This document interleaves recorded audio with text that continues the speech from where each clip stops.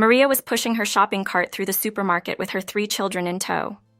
They ran around her, grabbing one item or another, but Maria knew she had to be careful. Money was tight and there was no room for extravagance. She had already done the math in her head, calculating whether what she had would be enough to pay for the essentials: rice, beans, milk, simple but necessary things. When she got to the checkout, her concern began to grow. The final amount seemed higher than expected, and her mind quickly went back to calculating whether she would have enough to cover everything. When the cashier told her the total, her heart raced. She was low on money.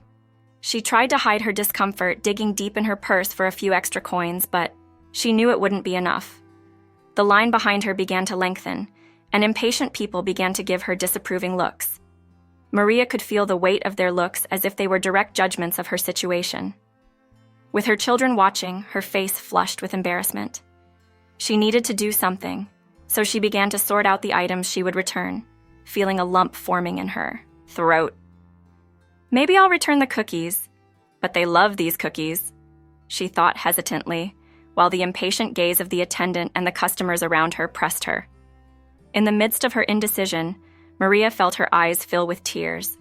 She was about to leave without anything when something unexpected happened. Just as Maria was about to run away, carrying the shame and weight of not being able to buy the items for her children, a calm and firm voice echoed behind her. "Let me take care of this." She turned slowly, surprised, and saw an elderly man with a kind and serene look. He extended a note towards the cashier, indicating that he would pay the remaining amount. Maria stood frozen for a moment in disbelief at what was happening. She tried to protest, saying that she couldn't accept it, that it wasn't fair. But the old man, with a calm smile, insisted, "Don't worry, we all go through difficult times. Consider it a gift." His words were like a balm to her soul. Maria, with tears in her eyes, accepted the help, but not without feeling deeply touched by the stranger's unexpected generosity. She thanked him repeatedly, unable to hide the relief she felt. Unlike the other people in line, who still maintained their impatient and judgmental looks, the man showed nothing but understanding. The cashier, however, did not seem so touched by the scene. With an irritated expression, she took the money and completed the purchase, not failing to comment disdainfully. People these days, always waiting for someone to pay for them. The comment cut Maria like a knife, and she felt the shame return. But the old man did not let it shake her. "Ignore what she said," he whispered calmly. "You did what you could, and I'm happy to help." With that, he smiled again and handed the bags to Maria. She felt the weight of embarrassment slowly dissolve. That small gesture of kindness had completely transformed her day. Maria looked at the old man once more, promising herself that she would thank him in a more appropriate way. After finishing her shopping and still processing everything that had happened, Maria decided that she could not simply leave without properly thanking the man who had helped her. So, with the bags in her hands and the children following her, she walked to the parking lot where she saw the man putting her purchases in the trunk of a modest car. She approached hesitantly but determinedly. "Sir, I could not leave without thanking him again. You saved me from a great deal of embarrassment in there. I don't even know how to thank you." The old man, whose name was John, smiled kindly. "You don't need to thank me anymore, my dear. I did what anyone should do. We all go through difficult times, and a little kindness can make a big difference." Maria, touched by the simplicity and wisdom in his words, felt comfortable sharing a little more about her life. "It's just that since I lost my husband in an accident, it has been very difficult to support my children alone. We get by as best we can, but today was one of those days when everything seemed to be going wrong." John, upon hearing Mary's story, frowned slightly in thought. "You lost your husband, did you? I'm sorry about that. I also know the pain of losing someone dear to me. I lost my only son in an accident a few years ago. Since then, I've tried to help where I can, as a way of honoring his memory." That revelation made Mary feel even more connected to John. There was a kind of mutual understanding between them, something that transcended words. They were silent for a moment, sharing the pain of their losses, while the gentle wind blew through the parking lot. "Thank you again, João." You have no idea how much this gesture means to me and my children."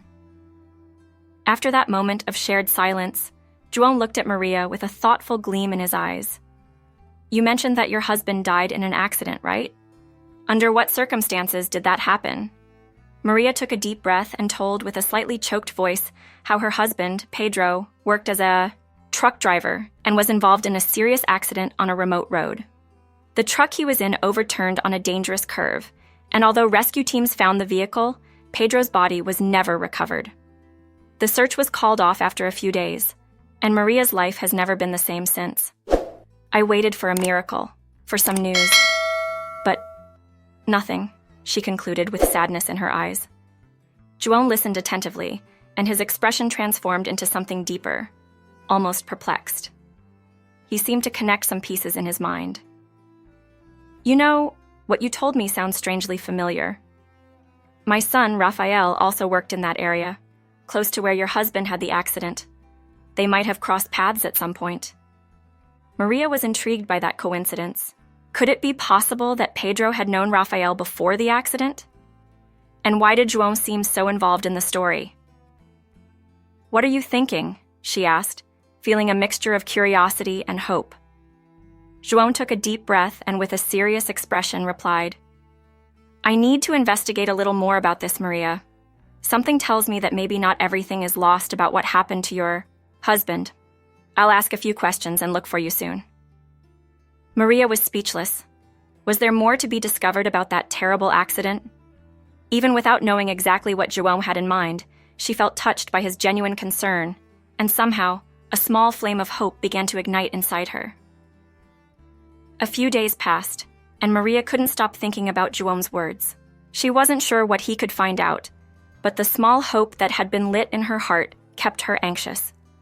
Then one morning, while she was making breakfast for the children, the phone rang. It was John. "Maria, I think I found something," he said in a calm but meaningful voice. "Do you have time today to meet?" Mary felt her heart race. They arranged to meet at a nearby cafe. When she got there, John was already waiting, with an envelope in his hands and a serious but hopeful expression. "I spoke to some people who worked with my son at the same time your husband had the accident," John began as he opened the envelope.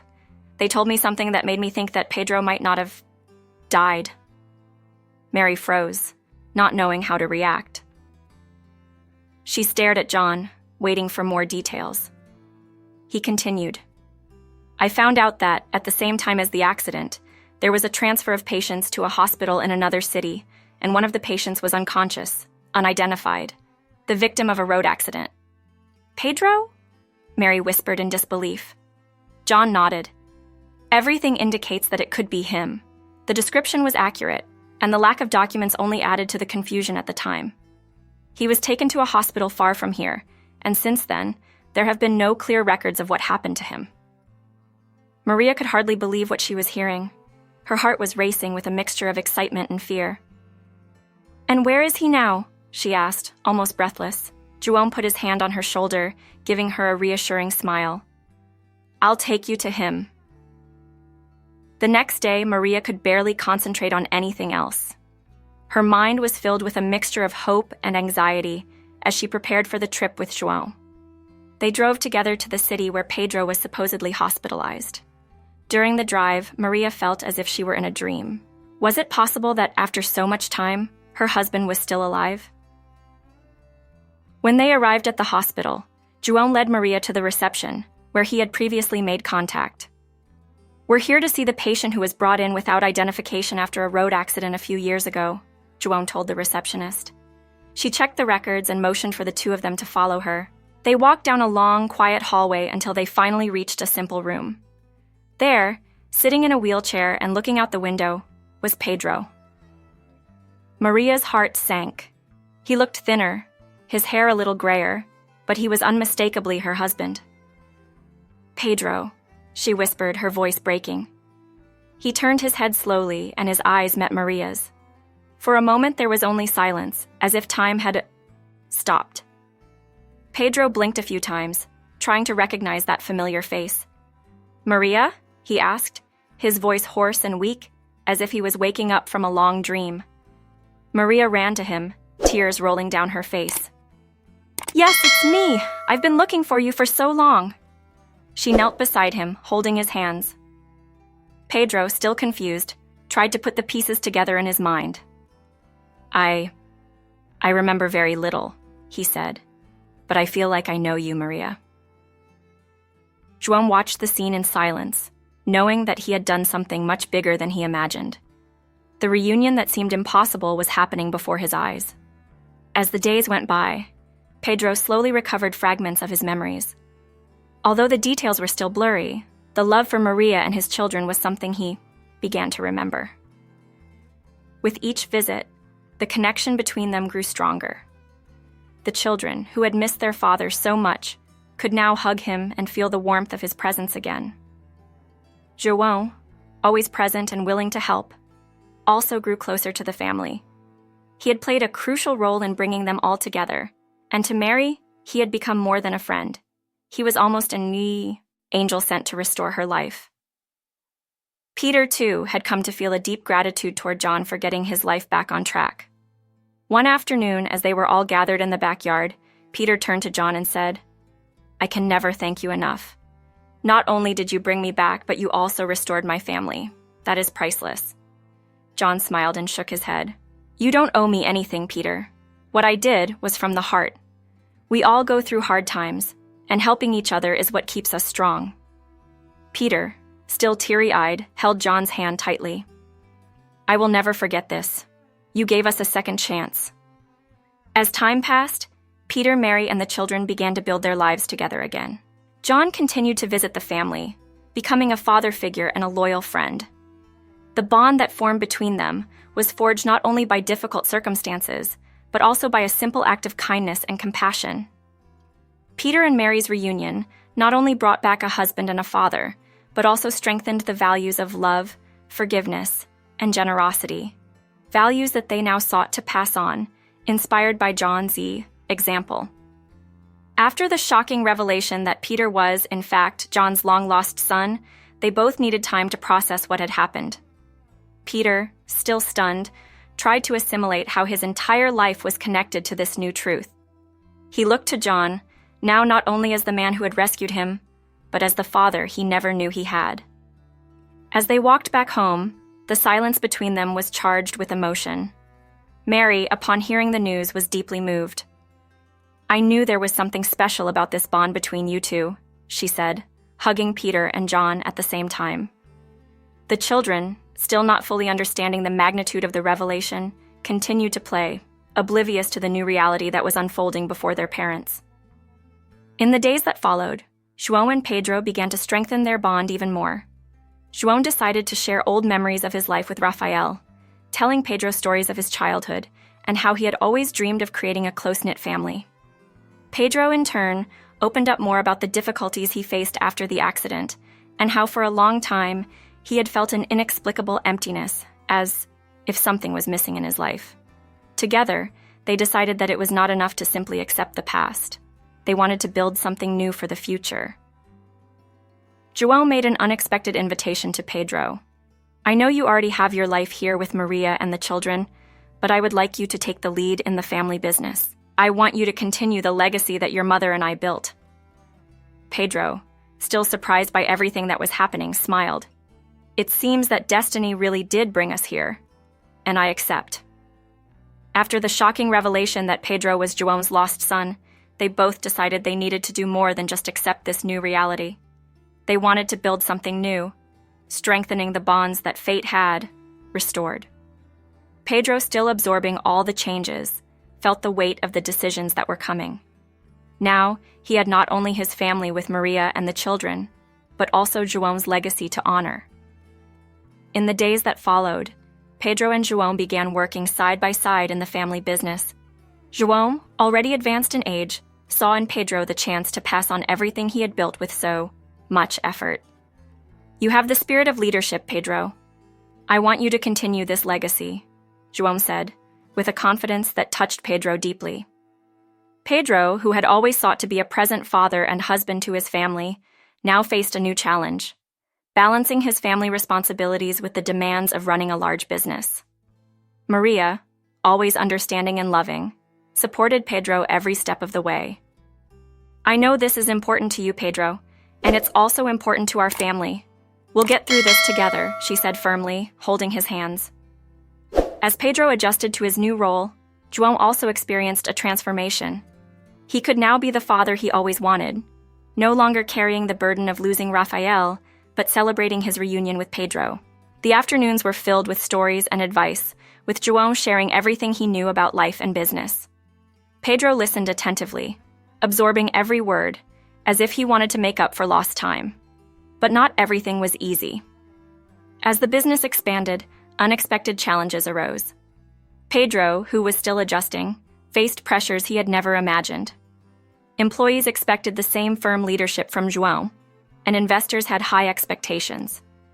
There were times when Peter felt overwhelmed, but whenever that happened, he remembered John's words, "You are strong, Peter. We are in this together." At the same time, Peter worked hard to be present for his family. He made sure to make time for Mary and the children, balancing his responsibilities with his desire to be a hands-on father and a devoted husband. Mary, in turn, was his rock, reminding him that family came first. As the months passed, the bond between Peter and John grew stronger and stronger. The two shared more than just business. They shared a new life. John, now with his spirit renewed, began to visit Peter's family regularly, becoming a constant and cherished presence in the lives of the children, who saw him as the loving grandfather they never had. Over time, the challenges that had seemed insurmountable began to fade. Peter's confidence grew with each passing day, and he realized that he was not only up to John's expectations, but that he could go beyond them. Together, they began to expand the business in ways that João had never imagined. This rebuilding of family ties, both emotionally and in business, showed the power of love and compassion. What began as a simple helping out at the supermarket turned into a journey of healing, rediscovery, and togetherness. And now, with their bonds stronger than ever, Pedro and João were ready to face whatever the future brought, knowing that together they could overcome any obstacle.